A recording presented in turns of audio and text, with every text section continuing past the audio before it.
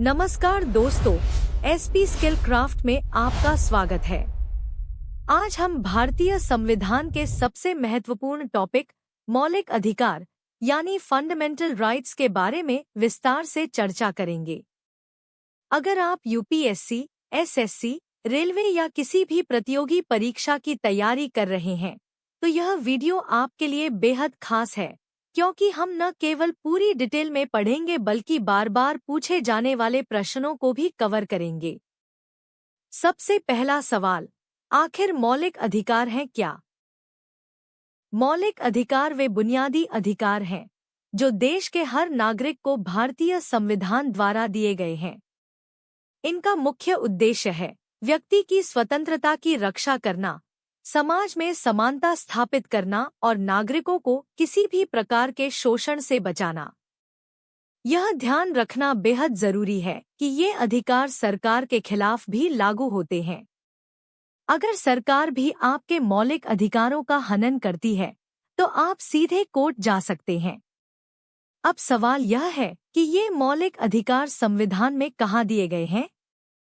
ये अधिकार भारतीय संविधान के भाग 3 पार्ट 3 में दिए गए हैं, जो अनुच्छेद 12 से लेकर अनुच्छेद 35 तक फैले हैं।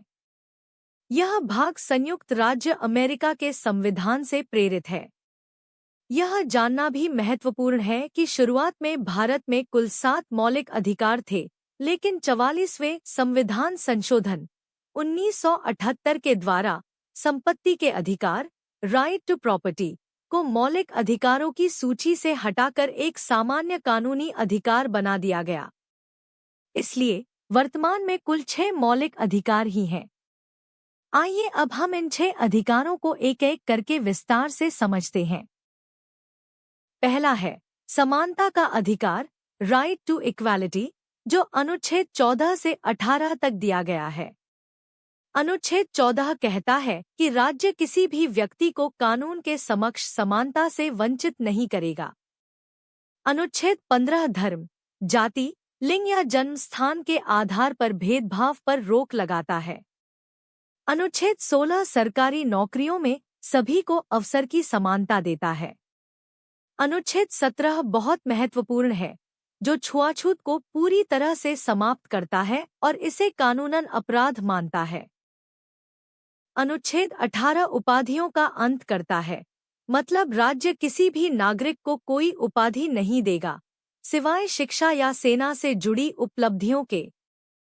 दूसरा है स्वतंत्रता का अधिकार, राइट टू फ्रीडम, जो अनुच्छेद 19 से 22 तक दिया गया है।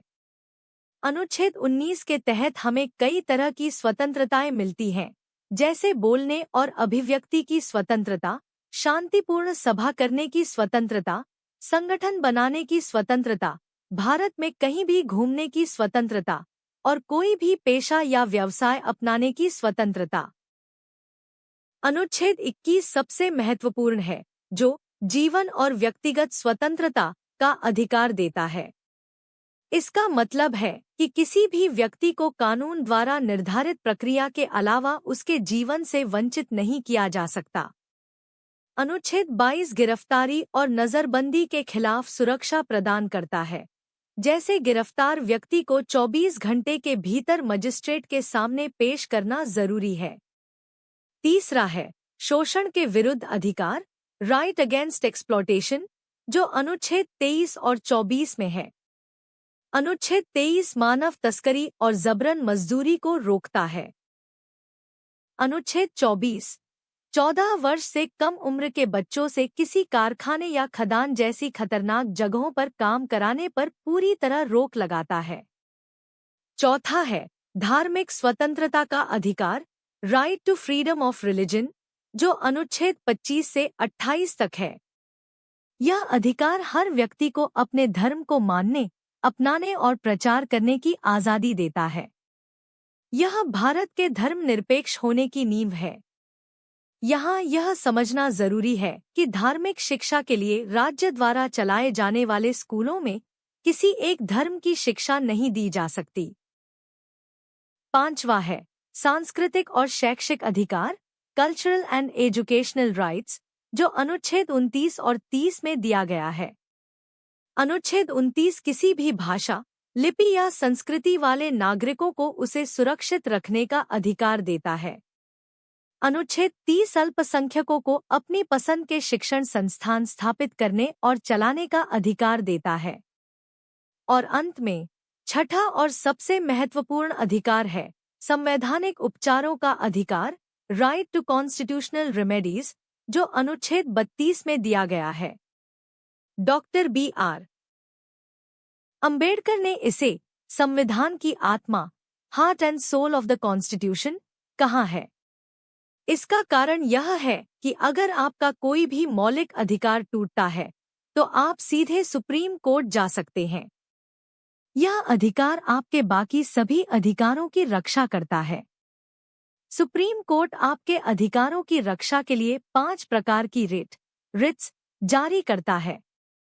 इन्हें याद रखने का एक धांसू ट्रिक है हमारे मन में प्रोफेसर को वारंट। आइए इसे समझते हैं। हमारे हेबियस कॉर्पस मैंडेमस में प्रोहिबिशन प्रोफेसर सर्टियोरारी